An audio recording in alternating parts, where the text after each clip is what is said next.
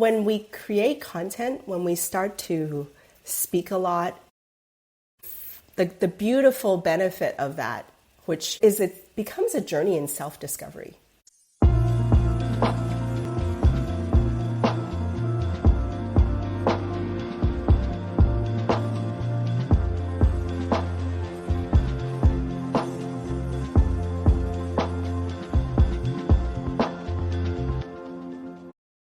Well, hey, and welcome back to the Amanda Kaufman Show. And this episode is so fun because I'm introducing you to my friend, Fanny Dunagan. She is the CEO and content strategist of Pathlinks. She's a specialist in content and video marketing in the technology industry. And we were laughing just before we turned the camera on because usually she's in my seat. She's usually doing the interviewing. And today we get to pick her brain. Fanny, welcome to the show. Thank you so much for having me, Amanda. This is going to be fun. I'm excited. So fun, so fun. Well, and dear listener, Fanny and I, we go back almost a year now because we were both in a mastermind together and it turned out we were quasi-local. So we have developed a friendship over the last year and I've just been so intrigued by what Fanny does with her expertise and, how she maketh her money. And so I just want to ask you, what drew you to doing podcasting for technology firms? Yeah, it's a very organic path, Amanda. I started off as a consultant myself, and so did that for over a decade, and then had a few years where I was a stay-at-home mom and kind of lost my way. And when I was ready to work again, I started volunteering at a local outreach center, and then, long story short, ended up creating job fairs and then learning video marketing in order to promote that. And I just ended up falling in love with video marketing, podcasts, live streams, featuring people. And so in the last few years, I've kind of just totally niched down, served tech consulting firms, because that's the world that I came from, and then harnessing my creativity and my love of just talking to people and being curious about people. And that became my niche. My specialty is helping these tech consulting firms, which a lot of times when you think about it, technologists don't necessarily get the limelight. They're usually the ones kind of like running behind the scenes and sometimes more introverts. And so I've kind of made it my mission to highlight them, feature them, get their subject matter experts out into the world to build brand. And I just love it. Love it, love it. Really cool. Cheers to all the geeks and nerds, because I am one too. Here. It is so interesting, the more technically minded person, you're right. It takes a certain personality to be focused on, learning all the latest technology and tinkering through the different codes and the logic and everything like that. And, what do you think convinces them most of the time that they do need your support? Because I think a lot of people could probably resonate with the desire to stay hidden, the desire to stay in their zone of expertise. What do you think it is that's motivating them to want to have your support? Yeah. Well, I think people get tired of being the best kept secret, right? You think about they're known in their niche, they're known in their smaller circles or through referrals. But to really kind of scale these kind of tech consulting firms, they really need to be building their brand. And because there's not necessarily a product, it's all about their consultants and the people that are advising, consulting, becoming partners to industries. And so the best way to feature your people is through video and through thought leadership and continuous kind of content like a podcast, like a live stream, like a video series. And that's the best way to get their knowledge shared. And I think that's where they have that pain point of not enough people knowing what they know and do and the benefits that they can bring.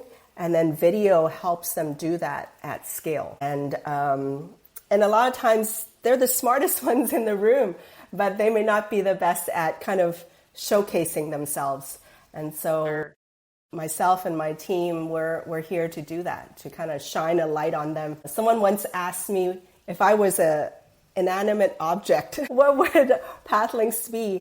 And I said, we're a flashlight. Like we shine that light on other people so that they can then be exposed and like really share their brand and share their thought leadership. I remember when I started out as a coach, which, you don't think of coaching necessarily as being like all that technical, but I would argue that it really is. There's technique to what you're doing and how you show up to those conversations. Like, it's not just a friendship, and you're not a therapist either. Like, there's things that you are doing very specifically. And one of the things I really struggled with for a very long time, and I love how you're shining a light on it, was how do I showcase something I can't really show, right? Because like I can't show, one of the, I've learned from a lot of people over the years. And one of the pieces of advice that I got was like, you've got to show people what it's like to work with you and to 100%. like be coached. And my immediate thought was like, no one wants to even admit that they've hired me.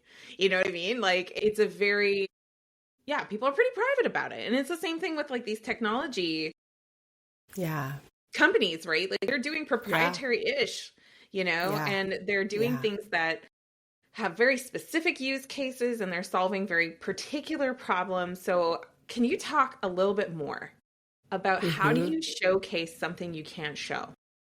Right. Well, I'm going to tackle that question two different ways, right? One, I'm going to answer with what I call the 4 purposes of content first, right? So whether it's on video or a blog or written or audio, however people want to roll it out to the world, there's 4 purposes of the content. And number 1 is to educate, right? Share what you know, methodologies, processes, all that. Number 2 is to inform, right? Share people about events and webinars or conferences you're speaking at, all that. Number 3 is to inspire, right? Share stories, touch people's hearts, challenges faced and lessons learned. And then number 4, to entertain, right? Do it in a funny way, do it in an interesting way, have a really unique analogies, right? And so when you apply those kind of 4 purposes of content, and then you can package it up, even if it's not in podcasts, it can be in blogs, it can be, visuals, infographics, all that. So those are ways that people can tackle it. So that's like one kind of type of answer I would use for your question. And then the other way is to, even if you can't talk about proprietary things, you could talk about methodologies, right? The process of how you approach a software implementation, the process of how you lead people from the struggles they have as a coach all the way to that end product of what the ideal state will be, right? And so you can talk about processes, and that can be just the how or even the benefits, right? As a result of going through my coaching framework or my consulting framework, these are the 5 benefits that companies typically realize. And then that way you show them the beginning state, the pain point, and then you show them that future state of achieving those benefits. And so that's how you kind of get around any kind of trade secrets or, privacy or confidentiality things, right? It comes down to the process and the methodology and the frameworks as well. And my audience is very like tactical and analytical. So they love processes. It's all about the how.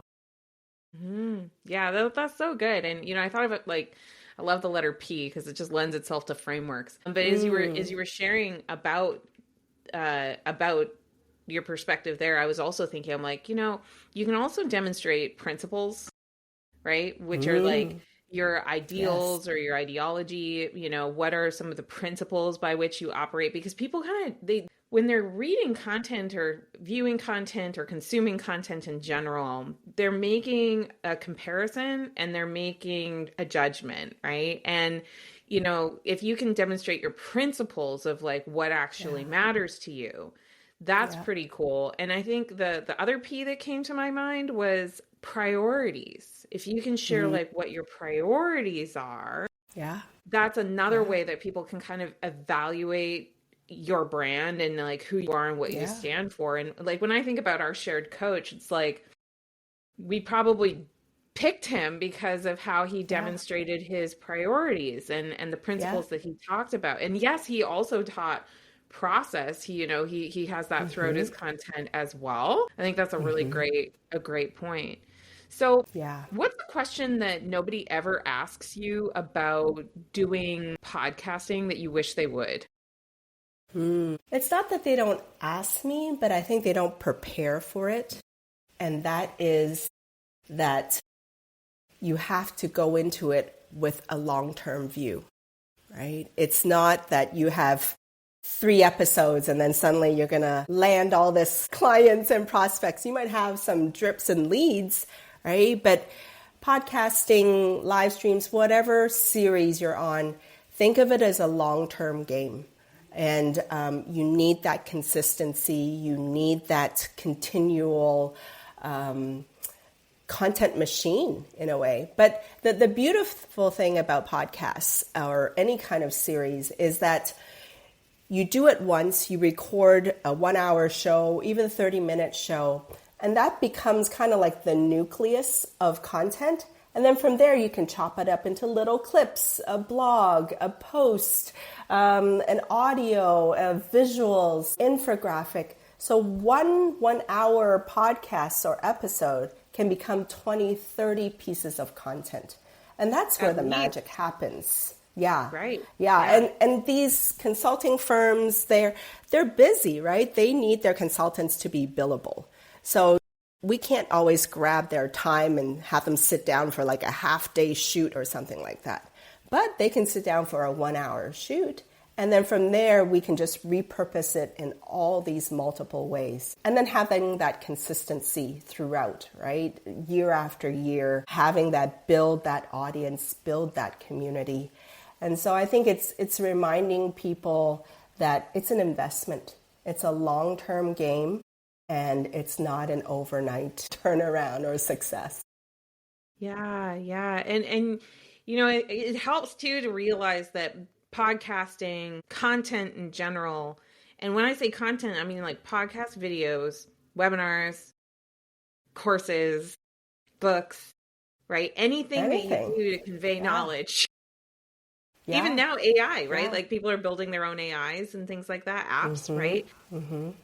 They're all part of a bigger story, aren't they? Like I think that's one of the coolest things about doing a show is that it's like writing a book in the sense that you get to share expertise and you get to add perspective. But unlike a book, you can make it a dialogue like we're having right now, right? Yes. You can also, when you take that long view, it's almost like you're updating the book all the time. And it's this continuously improving book. Yeah. Yeah, I'll take that even further, building on what you just said, right? Like you can always, over time, the content that you have from a podcast, from a series, that can then become chapters of a book, right? It's a lot easier to verbally say things, have conversations, and then over time, your podcast library or your video library with the wonderful world of AI, you pump all those transcripts into ChatGPT and you can start to like put together a framework for a book. It's a lot easier to just kind of spitball and talk and have conversations. And then from there, notice all the patterns. And then from there, like they can become various chapters of a book. And then it's a lot easier to put together a book. So that's another way to think about it, right? Having that long-term view. And then I want to build on something you said earlier, Amanda, like this idea of principles, right? And priorities. Another word that I use to tie to that is values, right? Because I think you and I know, like we live in a very digital world these days. And I think more and more we have to build communities and we have to build that sense of belonging. And we want to be in communities where we feel like we have similar priorities, principles. For me, it's like values. Like, does that person that's speaking share similar values that I do, right? We can still disagree on things, but like we stand for honesty. We stand for being responsible human beings, honoring our word, those kind of things. I think that's kind of like the next iteration. And the beautiful side effect of having a video series or podcast is people feel like they know you before they even meet you. And then they get a sense of who you are and what you stand for, and then your principles and values. Absolutely. I've been doing content personally for, goodness, I guess I'm working on my 7th year of doing content specifically, because for the first couple of years as a coach, I was just scared of people, which I know you're going to find that so funny whenever I say that. Yeah. Because, you're so warm, Amanda. We know each other from a different world.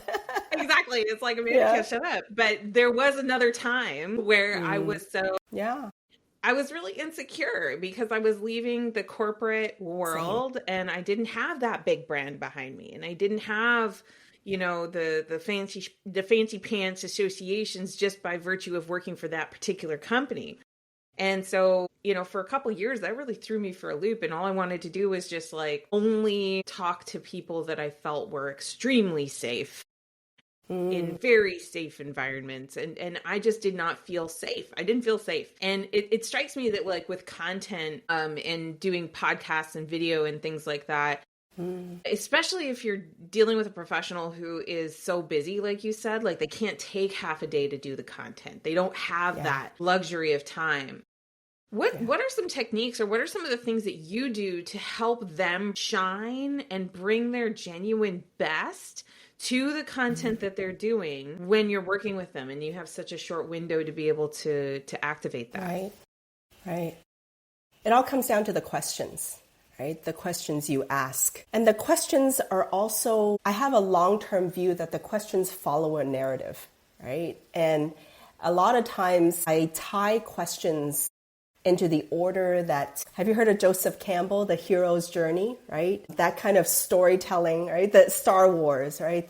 You have the hero and then you have their struggles and their challenges. And then from there along the way, they meet a guide or they face obstacles and then they learn about themselves and then the challenge and then how they overcame it, right? And then the benefits that they realize. So in the span of an hour, right? Or any kind of topic, right?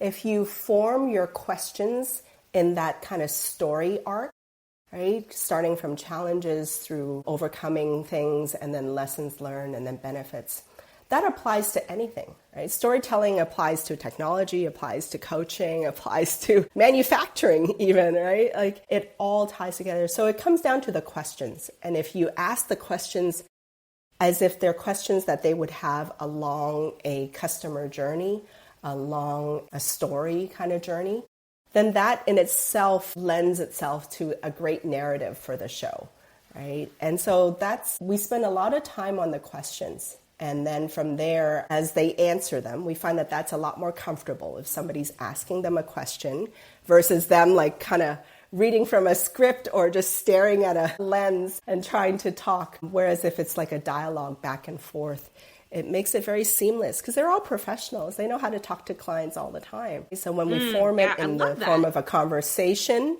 and then when we kind of have that questions along a narrative path, then that's where it makes it a lot easier. I love that call out too of, there's things that you can do that play into your strengths.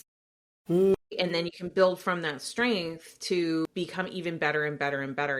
I had the joy of working with Tom Bilyeu in the last year. Yeah. And one of the big things that he reminded me of was you should build from strength to strength, right? I think so often we think that doing something like writing a book or starting a podcast or building a business, whatever the thing is, the pursuit, we tend to initially think, okay, well, I've got to be completely a different human than I am right now. And and then that's what really stokes a lot of the insecurity is because it's well, I'm not that, right? I'm not a podcaster. I'm not somebody who speaks up. But I love how you made that connection of but you talk to colleagues all the time. You talk to clients all the time. You're pitching $1 million projects all the time. Right. But it's a pivot from where you stand. It's not that you're wholesale becoming a completely different person. I love that.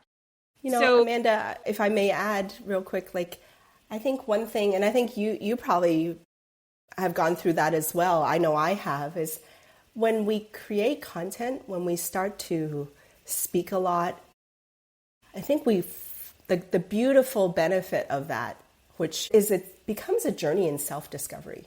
Like we find our voice, we find our power, we find our influence, right? And we also find where we've been kind of lying to ourselves. Like sometimes I'll say something and I'm like, that sounded really hollow, Fanny. Like I probably learned that in corporate because I was, taught to say things a certain way. But we find like our authentic voice, and then we're like, I really was meant to say it this way because it came from my heart versus what I was supposed to say. Right? And so I think that's the beautiful benefit of, you post tons of content, you're always on video, Amanda, but like, don't you find like you really find your power and you find your voice through doing content? 1,000,000%. And when you very, very first start, something that you just reminded me of is like the first time you really perform, the first time you ever go onto a stage, or the first time you publish something, you sit there and you look at the work and you try to sit alongside the audience and just like look at the audience. They're like, how'd you react to that? Did I get any likes? Did I get any thumbs up? Did I get any comments? And if you do it enough, you stop looking for that. I actually have a post coming out later today at the time of this recording where I'm talking about an experiment that I ran in a community where instead of telling people anything, like know how to, no, this is what I found, no hero story, none of that. I just changed it to questions. Literally a question of the day. Just ask a question because questions direct the mind, like you said. And it was so interesting because when I went to that format, which no one's taught me to do that, I just did it. Yeah. I noticed that there's certain kinds of questions that people will respond to, and there's certain kinds of questions that people won't respond to.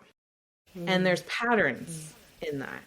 And what I discovered is like when somebody speaks up in a social media audience, it's to look more right in the eyes of their friends. It doesn't matter what the data is, doesn't even matter what the full post says, right? It's if they're going to speak, it's to affirm, I'm on that team. This is the team that I'm on, right? And so the risk of coming alongside and looking at the audience and being like, do you like me? Do you really like me? Is a lot of people that really like you aren't going to say a damn thing. Yeah. Right? Because they're still maybe figuring you out, or they're still getting some exposure to you, or they don't want the rest of the world to know where they stand on what you just said, right? They just want to watch. So when your clients are kind of coming up with like, what are our metrics? How are we doing? The thing I notice a lot of people is they're like, how many clients did I get? And it's like, why are you doing the content? You're putting so much pressure on this one show or this one performance. And like even Taylor Swift, one of the top performers in the world, what's she always doing? More performances. She's getting on the stage, right? Yeah. And I think even also differentiating it a bit, that we're not getting on social media to perform. We should almost like pivot and think we're getting on social media to share, right? And that way it also takes the pressure off, right? Like I don't have to be perfect and perform and do everything like perfect. It's more just, hey, just showing up to share and just showing up to talk about something I learned today, and what I realized. And I think that resonates with audiences. Yeah. And what's so funny is you're still performing, right? It's just like, are you doing it just for the vanity side of things? Or are you doing it, like you said, like as a personal reveal to connect and to have vulnerability, right? Yeah. To allow that connection. Yeah. It's so good. 100%. Fanny, what's the best way for people to keep up with you? Well, I live and breathe on LinkedIn, so find me. I'm the only Fanny Dunagan on LinkedIn. I always engage with the audience there, post most of my stuff there. That's the main place to connect. And I would love to connect with your audience. Yeah. Yeah, absolutely. Well, I've loved having you here on the show. Thank you so much. Thank you for having me. Like, I knew you would be just so down to earth and everything. You were perfect. It was great. You make it easy, Amanda. Dear listener, if you love this conversation, you know somebody who's considering maybe starting a podcast or posting more or building more of a personal brand, and you enjoyed this conversation, don't be selfish. Grab the link and share it with your friend. Goodness gracious. You can grab the link and text it to them, email it to them, however you guys like to chat. But that always helps us get new listeners. And by the way, don't forget to subscribe so you catch the next episode. And last thing, if you love the show and you think more people would also love it, honest review goes a super long way. And we always really appreciate you taking the time to share your thoughts and your words and to connect with you. So thank you so much for doing that. We'll be back with another episode very, very soon. But until then, make sure you do what matters.